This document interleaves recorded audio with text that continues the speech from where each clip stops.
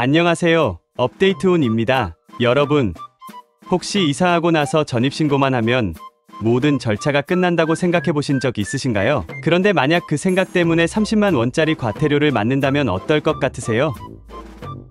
오늘 이야기, 절대 남 얘기 아닙니다. 올해 안에 반드시 알아야 할 실생활 정보, 바로 전월세 신고제에 관한 이야기입니다. 특히 지금 이사 예정이 있거나 월세, 전세로 살고 계신 분들은 무조건 끝까지 들어주셔야 합니다. 오늘 영상은 정말 중요한 소식이라 한 번도 놓치지 않고 꼭 챙겨가시길 바라겠습니다. 구독과 좋아요 한 번씩 눌러주시고요.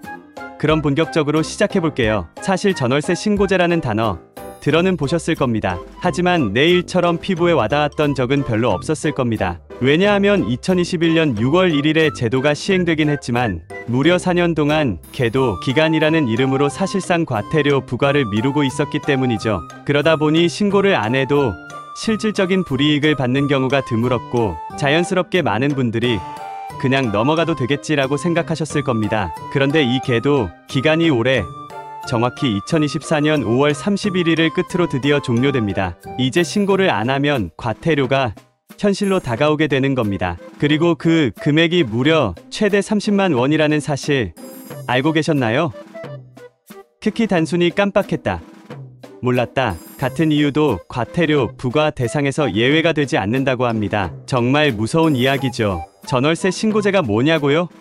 간단합니다. 임대인과 임차인이 임대차 계약을 체결한 경우 계약 체결일로부터 30일 이내에 해당 내용을 관할 주민센터나 온라인 시스템을 통해 신고해야 하는 제도입니다. 여기서 주의할 점은 신고 대상 주택 범위가 생각보다 넓다는 겁니다. 아파트, 다세대, 연립주택은 물론이고요.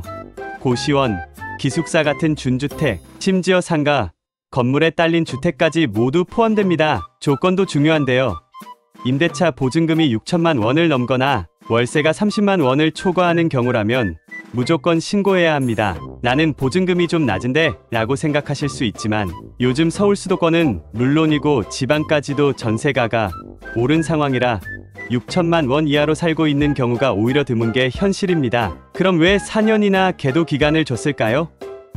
정부 입장에서도 이 제도를 도입하고 바로 과태료를 부과하는 건 부담스러웠던 거죠. 그래서 2022년 5월 31일, 2023년 5월 31일, 그리고 2024년 5월 31일까지 세 차례나 연장하면서 사실상 신고 의무를 완화해준 셈입니다. 그런데 이제는 상황이 달라졌습니다. 국토교통부 발표에 따르면 전월세 신고율이 꾸준히 올라가고 있고 제도가 사회에 충분히 정착했다고 판단해 더 이상 계도 기간을 연장하지 않기로 결정했다고 합니다. 즉, 정부도 더는 봐주지 않겠다는 뜻입니다. 참고로 올해 6월 1일부터는 신고하지 않으면 과태료를 반드시 부과하게 됩니다. 그리고 과태료 부과 기준도 명확해졌습니다. 기존에는 신고 지연 시 최대 100만 원까지 과태료를 부과했지만 단순 지연의 경우 과도하다는 비판을 반영해 이제는 최대 30만 원으로 낮췄습니다. 다만 고의로 허위 신고를 한 경우에는 여전히 최대 100만 원의 과태료가 적용됩니다. 자, 여기서 정말 중요한 꿀팁 하나 알려드리겠습니다.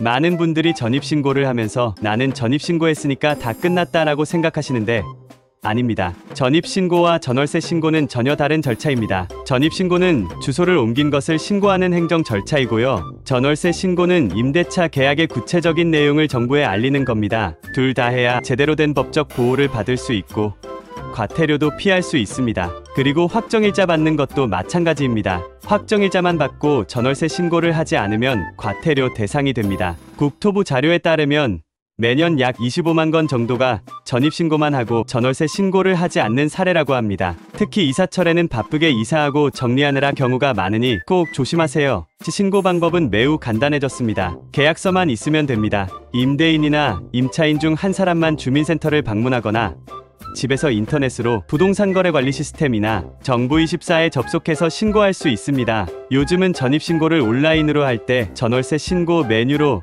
바로 연결되기 때문에 조금만 주의 깊게 본다면 어렵지 않게 신고할 수 있습니다. 특히 공동명의로 되어 있는 계약서의 경우 한 명만 가도 신고가 완료되니 부담이 훨씬 줄었습니다. 만약 둘 다 바빠서 주민센터를 방문하기 힘들다면 온라인 신고를 적극 활용하는 걸 추천드립니다. 그럼 여기서 또 하나 궁금증이 생기실 수 있죠. 과태료는 언제 부과될까? 라는 궁금증입니다. 신고 기한인 30일이 지나고 일정 기간 안에 신고하지 않으면 관할 지자체에서 확인 절차를 거쳐 바로 과태료 부과 처분을 내립니다. 여기서 추가로 과태료를 감면받는 방법도 있는데요. 과태료 처분 전에 스스로 신고하거나 불가피한 사유가 있었다고 인정되면 일부 감면될 수도 있습니다. 그러나 이건 어디까지나 예외적인 경우이기 때문에 처음부터 기한 내에 신고하는 게 가장 확실합니다. 마지막으로 혹시 주변에 이 내용을 아직 모르는 가족이나 친구가 있다면 꼭 공유해주세요. 특히 부모님 세대나 사회 초년생분들, 바쁘게 이사 다니는 직장인분들은 이런 행정 절차를 쉽게 놓칠 수 있습니다. 작은 실수 하나가 30만 원이라는 큰 돈으로 돌아올 수 있습니다. 과태료 한 번 내고 나면 억울하고 아까운 마음에 밤잠 설치게 될 수도 있으니까요. 이왕 사는 집이라면 안전하게 법적으로 보호받으며 사는 게 가장 좋겠죠. 오늘 영상 정리합니다. 6월 1일부터 전월세 신고제 계도